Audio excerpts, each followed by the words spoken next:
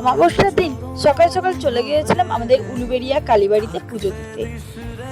এদিকে দেখো ঝিরঝির করে বৃষ্টি পড়ছিল, তাই খুব একটা ভিড় ছিল না। অমাবস্যার যতটা পরিমাণে ভিড় হয় ওই দিন অতটা ভিড় ছিল না। এদিকে দেখো আমি চলে যাচ্ছি পুজো দিতে আনন্দময়ী। ভিতরে ঢুকে দেখি খুব একটা ভিড় হয়নি, তাই পুজো দিতেও খুব সুবিধা হয়েছে। কিছুক্ষণ বসার পর আমি আর দিদি কিছুক্ষণ বসার পর আমরা অঞ্জলি দিলাম। খুব ফাঁকা ছিল। অঞ্জলি দেওয়ার পর আমি ওকে বললাম আমার একটু ফটো তুলে দাও, তাই ও আমার আবদারটা আর ফেললো না। তাই এত সুন্দর আলপনা দেওয়া আছে, তাই ও আমার কিছু ফটো তুলে দিল।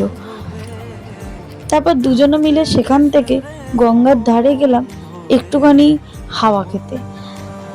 যেহেতু ওয়েদারটা ছিল মেঘলা মেঘলা, বাইরে বৃষ্টি পড়ছিল, বেশ ভালোও লাগছিল। তারপর দুজনে মিলে একটু ছবি তুলে নিলাম।